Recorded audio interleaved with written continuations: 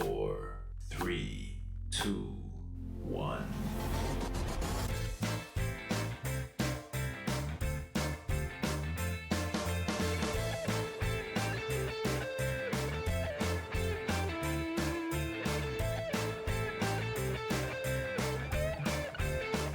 Hello and welcome to TrojanVision's The Week That Was, where we cover the news and events for the week ending Friday, April 25th. I'm Paige Ray. Thank you for joining us. Our top story, a dog in Pike County recently tested positive for rabies. That's according to the Alabama Department of Public Health. Rabies is a disease commonly found in wild animals and can be transmitted through biting. Sarah Campbell has how you can protect your animals from that fatal virus. According to the CDC, around 4,000 animal rabies cases are reported in the U.S. each year.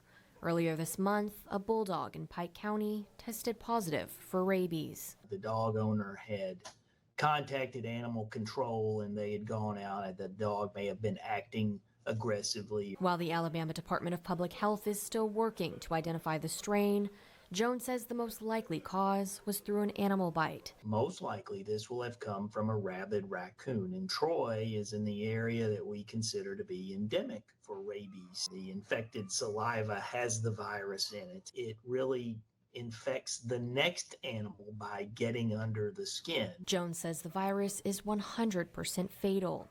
If infected, an animal can show signs of behavior changes and aggression. That virus is changing.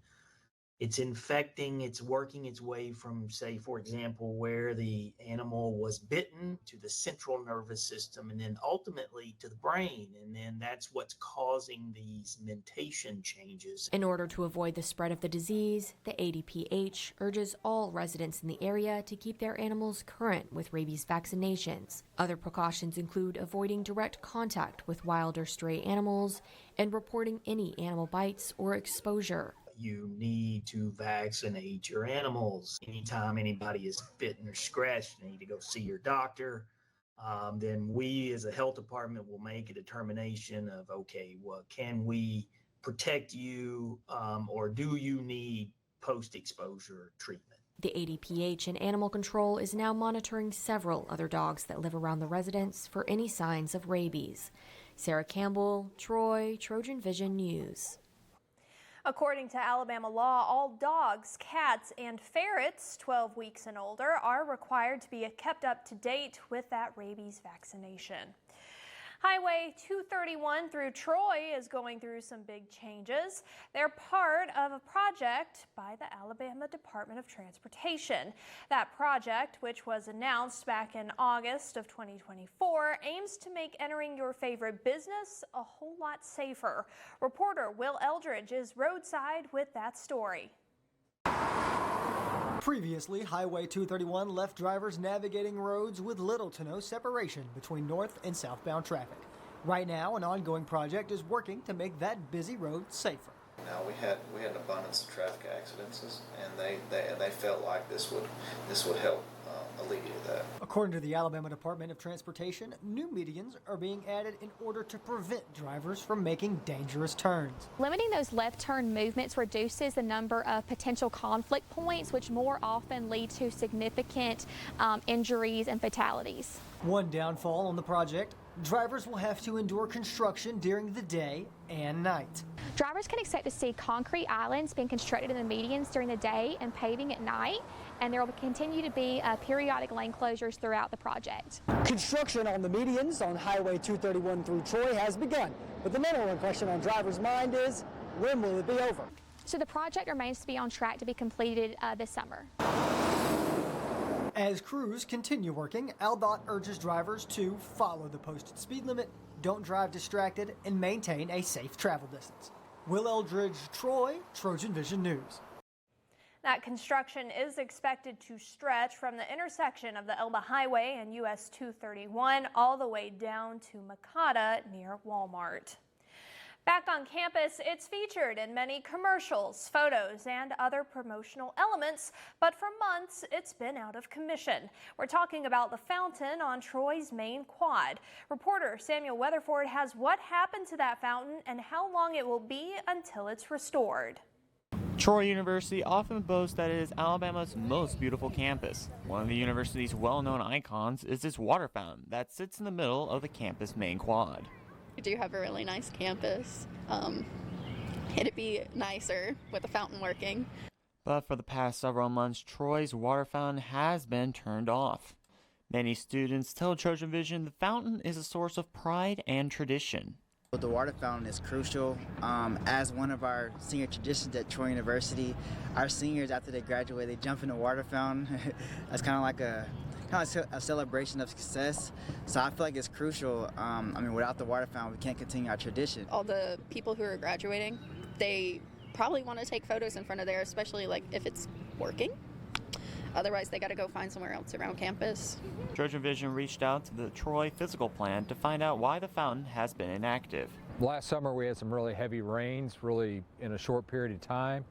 There's a large pit where all the mechanical stuff is, and it flooded. So it pretty much ruined everything that was in the pit, washed out under the pit, broke some piping. Berkey says the university is actively working to get the parts needed to fix the fountain. We got a contractor under contract to come out and repair it. Parts have been ordered. We're waiting on all the material to show up, which is expected in the next 2 to 3 weeks. When asked about the project's expected completion date, Berkey says they hope to have the fountain fixed around June for seniors to get their senior photos. Samuel Weatherford, Troy, TrojanVision News. A quick piece of Troy trivia for you. That Trojan that's featured in the fountain, he is named Hector. Still to come on Troy TrojanVision's The Week That Was, Troy University is undergoing a brand refresh. We'll show you one of the first steps in that process right after the break, so stay with us.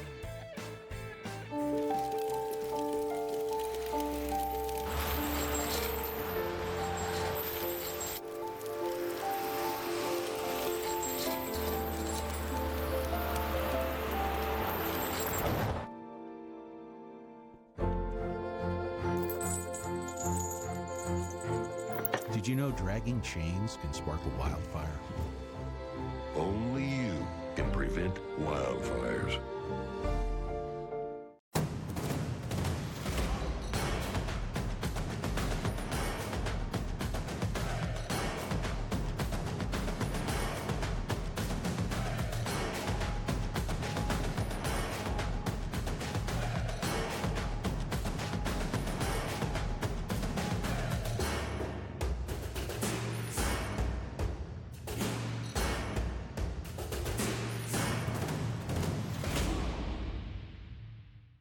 I think what Troy Public Radio does uniquely in this community is take the time to tell longer stories. That's one benefit of public radio, is that we actually have a lot of time to delve into an issue, to delve into a story. We're able to take the time to tell longer stories. And really, radio is such a personal medium and it's such a direct medium that I think when we're doing that, and we're doing it specifically in this community, we're giving you a different perspective on the world and a different perspective on what you need for your daily life. And also bringing you closer to the people that live in your community. Maybe it's not somebody who lives next door to you or even down the street from you. Maybe it's somebody who lives 2 counties over, but you know their story and you know why it's important because you've spent time with them, listening to them on the radio, and a large amount of time. So I think that's what makes Troy Public Radio unique to this part of the world and unique to what we do every day.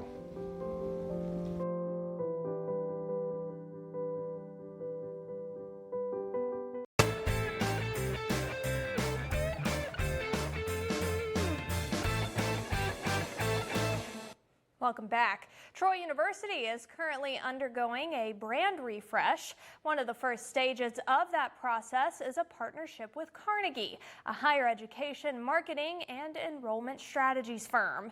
Carnegie came to campus to film the university's new brand anthem video. Jimmy Nichols has that story. The Carnegie firm has been on campus filming an upcoming brand video and is now ready to start the next step in the process. We're shooting all week. We're getting both video and photography. Afterwards, there's going to be a couple months of editing and choices and musical choices and voiceover and all that sort of thing to be able to put it all together. And then, we bring that work back to the decision makers here, and we'll go through a couple rounds of revisions, and ultimately it'll produce what we're going to bring our vision to life, and then we cut it up in a variety of ways, and we place it in different media. One of the key goals of the commercial shoot was for there to be student involvement. Everyone's kind of doing what they normally do by and large, and really it's the magic of life here on Troy that we're capturing on screen. Once the commercial debuts, the university hopes potential students feel as though their dreams can become realities at Troy University. I want students and prospective students to see themselves in the work, to have this feeling of possibility that if they come here with their dream, if they come here with their aspirations, that through hard work and determination, that they'll be supported in that effort here. It'll help them to get success. Although the filming of the brand anthem video is now complete, it will still be a few months before we see the results as the crew begins the editing process. Jimmy Nichols, Troy, TrojanVision News. Several other locations on campus served as different scenes, including the International Arts Center, John Robert Lewis Hall, and the Arboretum. Troy University students representing their programs and areas of study were cast as talent for that video. Did you know that Troy University has a shop where students can sell their own handmade products? Student Made is that organization. It was created to help students with small businesses promote and sell their items. Simon Brown introduces us to one such creator. Student Made is a place where many students' creations stand on display. With 20 active creators involved with Student Made, shoppers can buy items ranging from clothing, crochet work, and art pieces. Icy Wallace, an artist who utilizes graphic design, is one of those creators. All right, so Student Made has been a really great way for me to really push myself to make printed products that I've never really pushed myself to make before. I've always wanted to make stickers of my art. I do a lot of digital work and traditional work, specifically watercolors and digitally rendered pieces. So I've been able to really develop product lines centered around my own art in order to sell and learning how to market those sort of things. Wallace says she always had a passion for art, but was discouraged from pursuing her interest. I'll be really honest, growing up, I was always told that there was no career in arts, so I was always really afraid to pursue that, even though I've loved art for so long. But I've realized that while there are opportunities for fine artists and painters and illustrators, there's also a lot of areas for creative outlets whenever it comes to graphic design. So whether it be book illustration, editorial illustration, things like that. While Wallace started selling stickers and prints in Student Made, another product of hers caught shoppers' attention. So I've got my stickers, I've got my prints, and then I've also got a lot of ceramics work. The ceramics work was something that I put into Student Made just kind of on a whim last semester because I was taking a ceramics class, but little did I know that that would actually be my best-selling item. From the screen to the shelf, Wallace is proving that design is much more than aesthetic. It's personal and proudly local. Simon Brown, Troy, TrojanVision News. You can see Wallace's art as well as those of the other student-made creators this weekend during Troy Fest. Mental health experts are expanding on college campuses across the country with new campaigns aimed at increasing education and reducing stigma. An initiative that has gained popularity is also now reaching Troy University. Caden Walker tells us about what's being called the Mind Challenge. Mental health matters, but too often it's left out of the conversation. That's why students at the University of South Carolina set up the Mind Challenge, where people all over the nation are getting water dumped over their head for a cause. MIND, which stands for Mental Illness, Normalize and Destigmatize, is a student-led initiative focused on changing the culture around mental health. Through campus events, peer spirit groups, and educational outreach, USC is working to make mental illness a regular and open topic of discussion. Thoughts on mental health is that it's very important to provide the support that we need for people that need it. I think it's a very important matter that should be talked about more, seeing as it affects everything else, because if your mental health isn't right, nothing else is going to be right. So it's going to affect everything, and it can really make a person feel very alone and not seen. What has been coined as a creative way to get people talking about the movement is the water dunk. It's more than just a fun stunt, as it symbolizes openness and a fresh start. By taking the plunge, participants are showing that it's okay to be vulnerable and speak up about mental health. NFL legends Peyton Manning and Eli Manning joined the movement, drawing national attention to the Mind Challenge. But the wave has not stopped there. So when I got nominated for the USC Speak Your Mind Challenge, I didn't really have the feeling that everybody else had, that they were just like, oh my gosh, why did I get nominated? I was kind of happy to be able to raise awareness about something that I feel like isn't really talked about. And I think it was really cool that they chose to dump ice water on you to represent how mental health can affect you and how it can make you feel. And USC Mind says that as the challenge continues, more people know that it's okay not to be okay. Caden Walker, Troy, TrojanVision News. Help is available. You can schedule an appointment with Troy University's counseling services by calling 334-670-3700. For immediate support, the Suicide and Crisis Lifeline is available 24/7. Just dial 988. Last Friday, Troy University participated in Two Lights for Tomorrow, a nationwide initiative. Hunter Boozer explains. One if by land, two if by sea. On the 250th anniversary of Paul Revere's Midnight Ride, organizations and people from across the nation put up two lights to celebrate one of the most important moments in United States history. Jeffrey Scott spoke on how the two lights can be a guide for the future of the country. The colonists at that time, they came together in a unified front to take a stand. And basically what it means for us today is take a stand against bad things, take a stand for division. And so really it's a call for unity. Despite the 250 years that separate today's world from Revere's ride, Scott says moments like this bring two groups of people from two different times closer together. We start getting a sense of, hey, we're bigger than the moment right now. We're more than that. We're connected to people that came way before us. And what we do today is just as important because it continues building those threads that hold us together.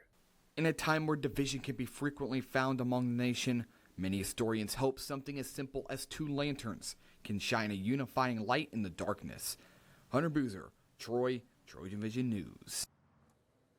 Coming up on Troy, TrojanVision's The Week That Was, students learn about what some are now calling a miracle drug and how to administer it. That story is on its way. When you look at the number of disasters in the U.S., chances are every area will deal with some kind of emergency in the next decade. And between school, sports, and social lives, chances are you won't be with your kids when it happens. Will they know what to do? Ready.gov/kids has the educational tools and information to make the conversation easy. When the time comes, chances are they'll feel prepared, not scared. So talk with your family today.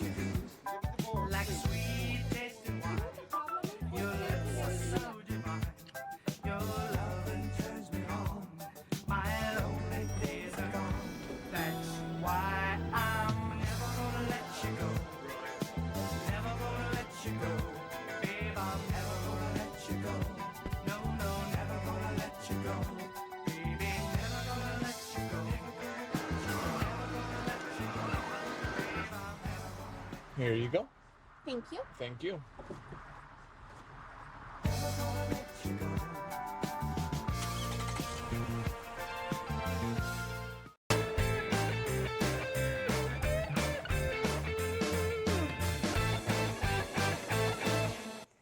Thanks for staying with us. Some students may have a better understanding of what to do if they encounter someone who has overdosed on drugs thanks to a recent training session.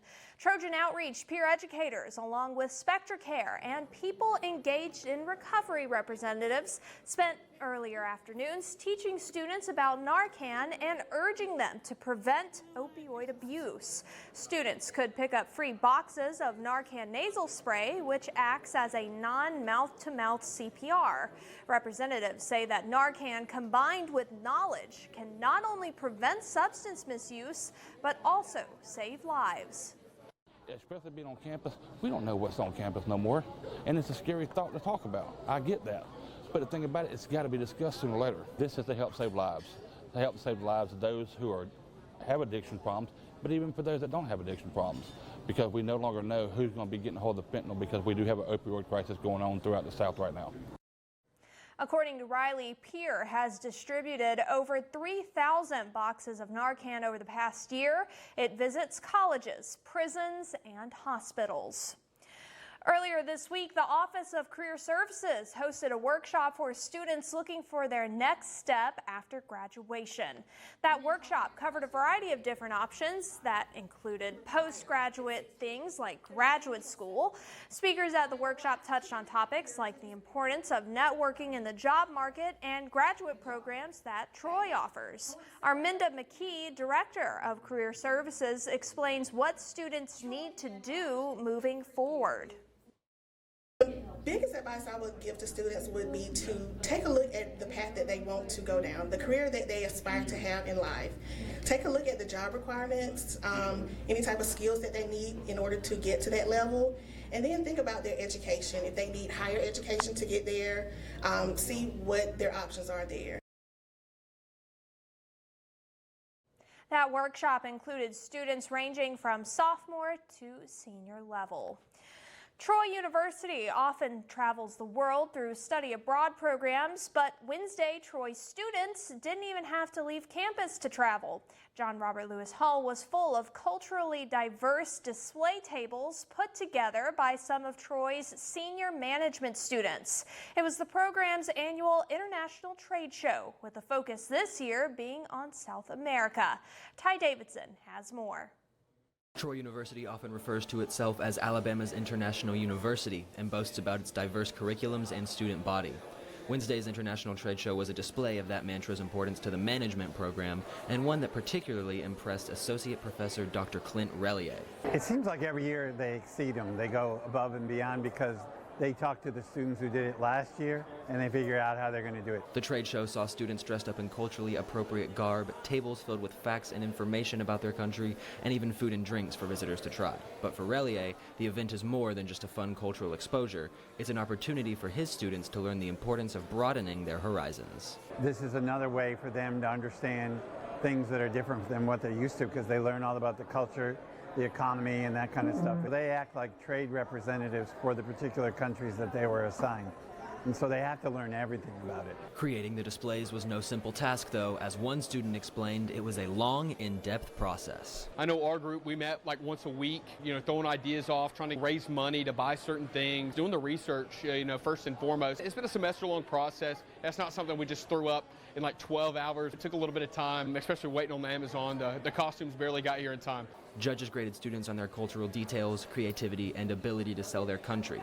But despite the competition, a few of the students were supportive of and impressed by their peers' displays. Everybody got their own unique ideas, and I know a bunch of them, so I could tell they put their personality into it. I mean, I've seen a lot of people, a lot of my friends have been doing really good. I love to see the creativity that they've used. I mean, there's a straw hut behind me. It looks really great. The winners of that competition are expected to be announced next week. And still to come on the week that was, one of the largest arts and crafts festivals in the Wiregrass will be here this weekend. We have what you need to know, so stay tuned. We all dream, but dreams quickly become distant memories unless we do something about it. Do everything in our power to learn to lead. At Troy University, we offer leadership opportunities from day one. We're dedicated to teaching a new generation to lead change.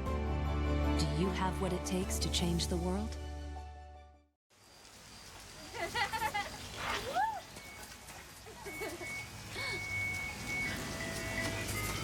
Mom, can we get some ice cream? Please, Mom, please. No, we're having dinner soon. Please.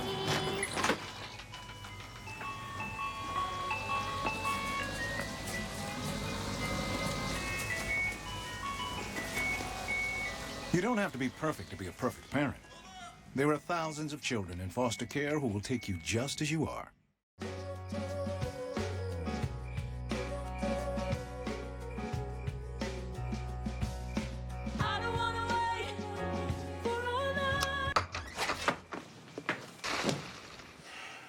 I was afraid of that. Well, guess it's time to get you fixed. Your pets will start fooling around sooner than you think. Go on, get out of here! Accidental litters lead to millions killed in shelters each year. Help prevent more. Fix at month 4.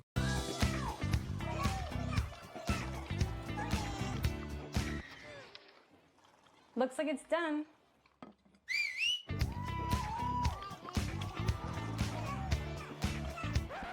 Don't let salmonella get funky with your chicken. On average, 1 in 6 Americans will get a foodborne illness this year. You can't see these microbes, but they might be there. So learn the right temperature to cook each type of meat. Keep your family safe at foodsafety.gov.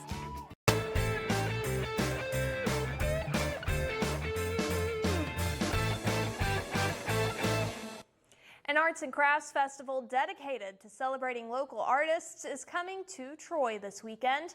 It's an annual event that draws over 100 artists to the downtown square each spring. Ty Davidson learns more in this edition of Trojan Talk. Hello and welcome to this edition of Trojan Talk. My name is Ty Davidson and I'm here with Morgan Drinkard, the Troy Fest Publicity Chair. Can you tell us a little bit about what Troy Fest is? Yes, Troy Fest is the premier fine art and craft festival for the Central Alabama region. We're looking forward to welcoming more than 90 artists to downtown Troy this weekend. All right, and so can you tell us a little bit about Jean Lake and how her memory is being honored? Absolutely. Jean Lake was an incredible folk artist, and our festival is held each year in memory of her. The Jean Lake Festival was held at the Pike Pioneer Museum for many years in her honor, and so we're continuing that tradition and that legacy with a focus on folk art and art. All right, and so how does Troy Fest kind of differ from other local art festivals? Troy Fest has a rich history in folk art and celebrating different art categories. So it is a juried art festival. So all the artists who apply to Troy Fest go through a jury process where we look at the materials they use, their process, and a jury decides to accept them. And so all of those artists that you'll see at our festival have been awarded an acceptance letter through the jury committee. How does this festival exactly celebrate the artists? We celebrate the artists by giving them a platform to sell their art. It's wonderful to see it and to appreciate it and even allow them to demonstrate it so you can see some of the process. But one of the things that we know is important to artists is a platform to sell their artwork, and that's what this weekend provides. All right, and so are there any sort of like community events going on at Troy Fest this year? Yes, we have a full weekend of entertainment schedule on our C Spire Entertainment stage, which is adjacent to Bird Drugs. We also have the Johnson Center for the Arts that will be open for different activities throughout the weekend, and a lot of the businesses and restaurants on the downtown square will be open with different promotions and different specials and extended hours throughout the weekend. And so do you know what kind of activities the Johnson Center is going to have going on this weekend? Yes, the Johnson Center is going to partner with the IAC from the university, and they're going to have Art Spark, they'll have community painting, and then they'll have exhibits open. And one of those exhibits is our student art show, the Troy Fest Student Art Show, where we allow students from around the county to enter their artwork into our competition, and then it's on display in the Johnson Center throughout the festival. All right, and so can you tell us when and where Troy Fest will be? Yes, Troy Fest is Saturday, April 26th from 9 a.m. to 5 p.m. and on Sunday, April 27th from 10 a.m. to 4 p.m. All right, well thank you, Morgan, for joining us. Thank you for having me. And thank you for joining us in this edition of Trojan Talk. And that's all the time we have for Trojan Vision's The Week That Was. To see what's happening on a daily basis, tune in to Troy Trojan Vision News at 5, 6:30, and 10:30 Monday through Friday. You can also visit us anytime on our website at today.troy.edu/TrojanVision. Until next time, have a great week.